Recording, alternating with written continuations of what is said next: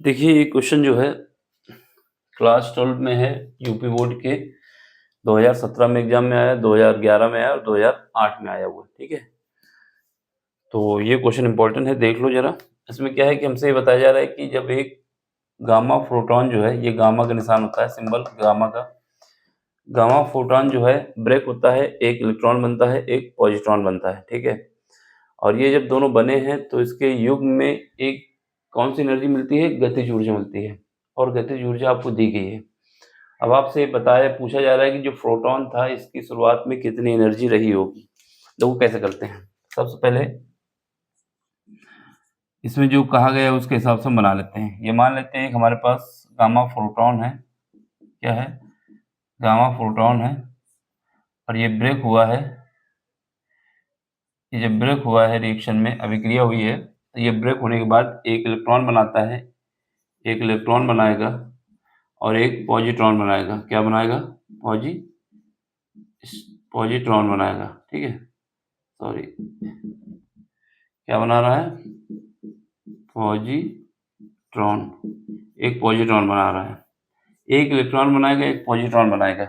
इन दोनों के युग्म से ये तो बनेगा ही, इसके अलावा जो एनर्जी निकली है वो कौन सी है? गतिज ऊर्जा है, काइनेटिक एनर्जी है। ये एनर्जी हमको दी गई है। ये एनर्जी कितनी दी गई है? ये एनर्जी हमारे पास है 0.90 मेगा इलेक्ट्रॉन वोल्ट।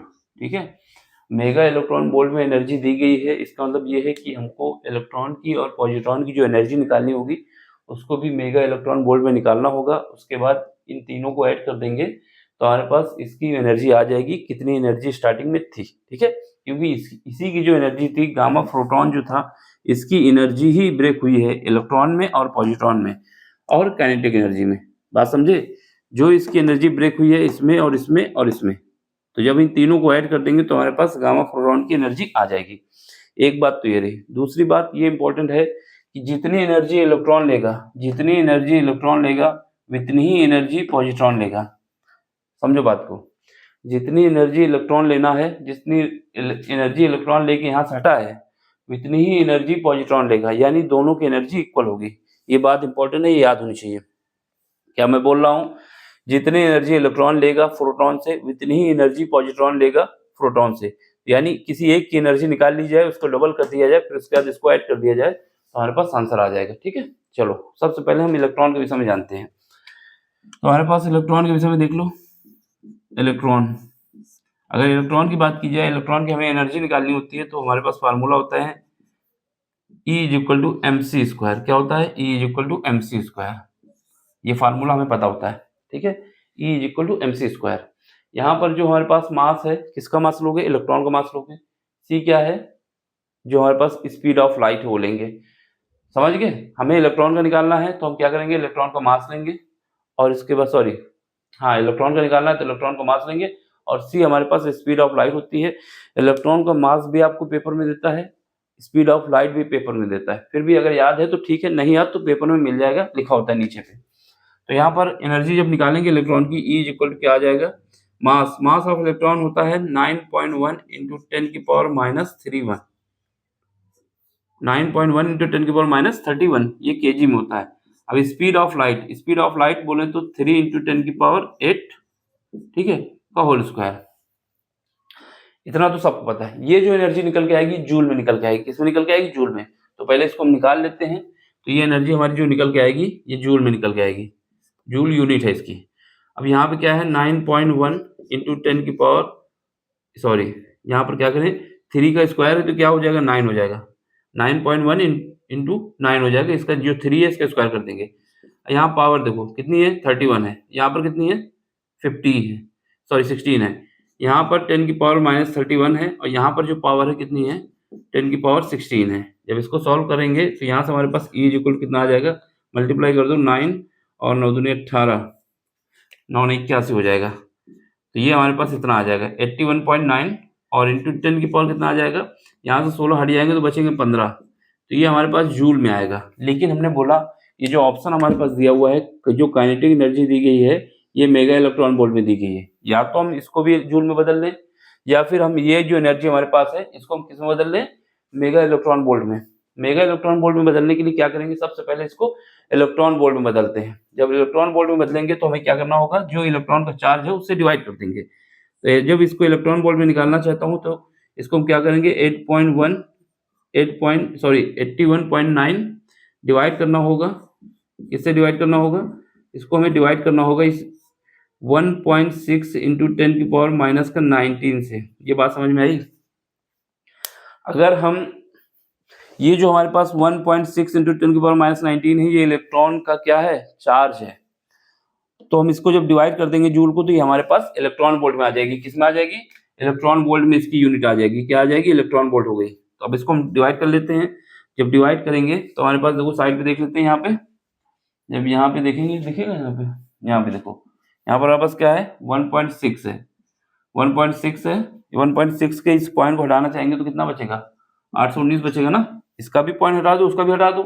अब इसको हम डिवाइड कर लेते हैं। पहले क्या जाएगा, 16 बचेगा 80, तो 80 से यहाँ पर बचेगा 1, यहाँ आएगा 9, 16 एकम 16, यहाँ पर बचेगा हमारे पास 3, फिर 0 उतारेंगे तो यहाँ पे आ जाएगा हमारे पास, कितना आ जाएगा, 16 एकम 16 फिर आ जाएगा ना।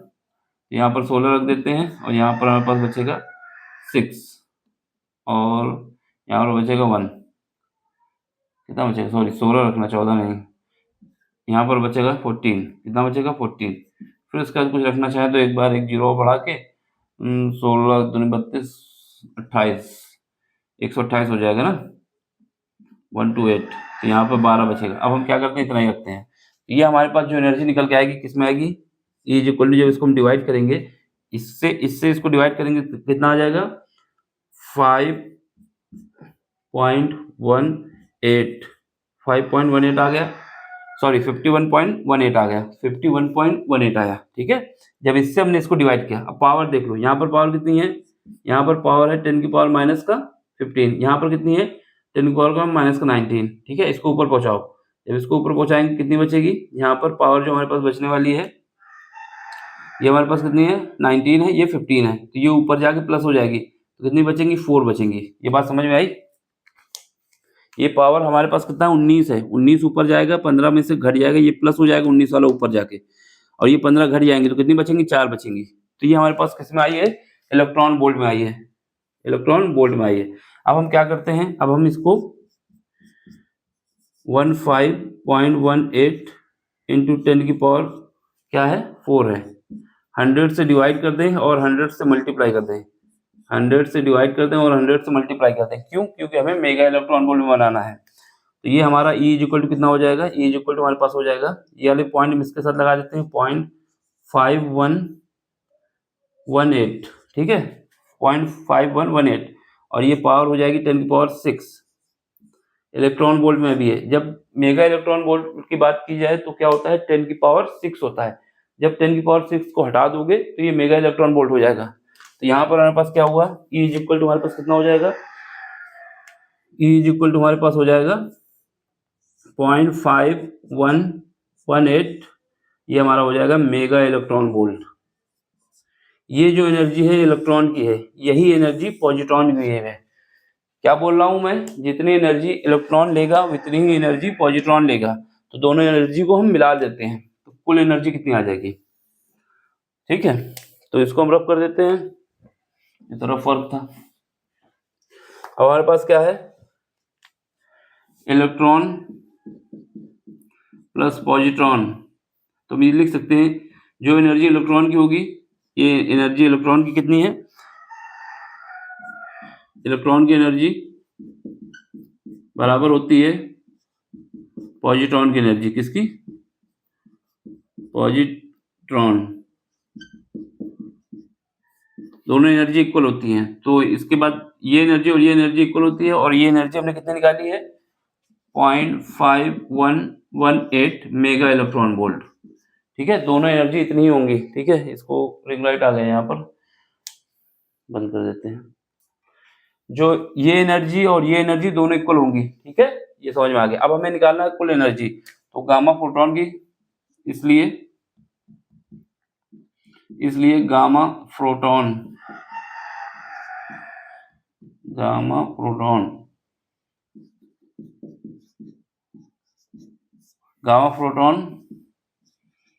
की कुल ऊर्जा, कुल ऊर्जा,